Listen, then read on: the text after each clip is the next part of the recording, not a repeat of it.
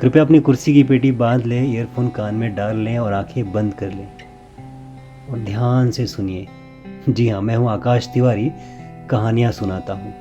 हमारी आज की कहानी एक व्यक्ति के पास से मिली उस डायरी में से है, जिसकी पहली कहानी है भीड़ और ख्वाब।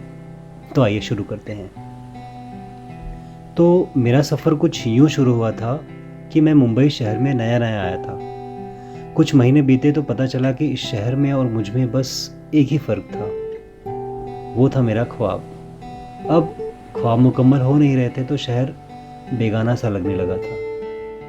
मुंबई के मरीन ड्राइव पे बैठकर ढलते सूरज को देख मन ही मन में तैयार हो रहा था अपने शहर वापस जाने को। ठीक उसी शाम मेरी मुलाकात एक व्यक्ति से हुई।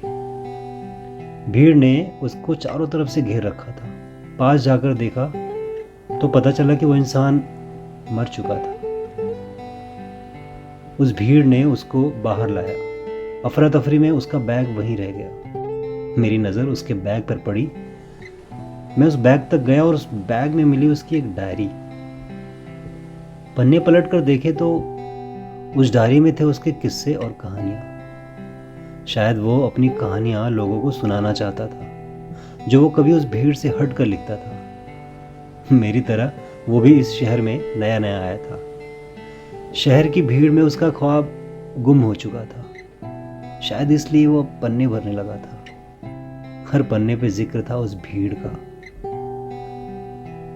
कंधे पर बैग लटकाए, आंखों में शिकस्त और पलकों पे सपने लिए घर से निकलता था। एक कहानी है उसकी जो एक भीड़ का हिस्सा था।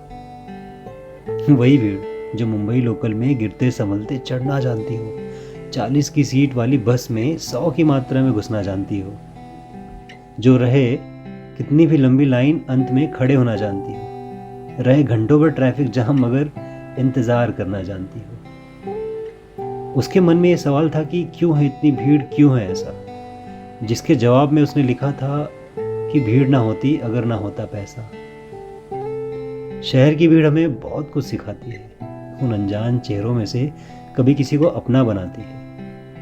मंजिल हो तुम्हारी कितनी भी दूर मगर समय की रफ्तार से तुम्हें भगाती है। लेकिन भागते भागते वो इंसान थक चुका था। कुछ बनने आया था मगर टूट चुका था। उसने फिर जान देना ही मुनासिब समझा, क्योंकि मरने के बाद अब वो लोगों में एक किस्सा बन चुका था। शहर तो मुझे भी बेगाना सा लग रहा था, मगर उस दिन उसकी डायरी ने मुझे खुद से मिलाया। उसकी बेगानी कहानियों को मैंने अपना बनाया। मैंने उसकी डायरी में लिखी हुई कहानियां सबको सुनाई। भीड़ का हिस्सा मत बनो ये सबको समझाई। जिस दिन ये ख्वाब मुकम्मल होगा ये शहर तुम्हारा होगा, ये बात मैंने सबको बताई। उसके डायरी के पन्नों ने मेरे और मेरे शहर के बीच का फ़र्क समझाया। क्या मैं हूँ और क्या बनना चाहता हूँ के बीच का अंतर बताया। फिर से कोई ना जाए दुनिया से उसके जैसा, इसलिए उसके ख्वाब को मैंने अपना बनाया और बन गया कहानीकार। अब उसी की डायरी में से मैं लोगों को कहानियाँ और कविताएं सुनाता हूँ, जिसकी पहली कहानी मैंने आज आपको अपने इस पॉडकास्ट स्टोरी में सुनाई। अगली कहानी हम सुनेंगे अगले एपिसोड में, जिसका टाइटल है रात के सन्नाटे। चलिए मिलते हैं अगले एपिसोड में। और हाँ, हमारी आज की कहानी आपको कैसी लगी ये कमेंट बॉक्स में ज़रूर बताइएगा। तब तक के लिए आप अपना ख्याल रखें। धन्यवाद।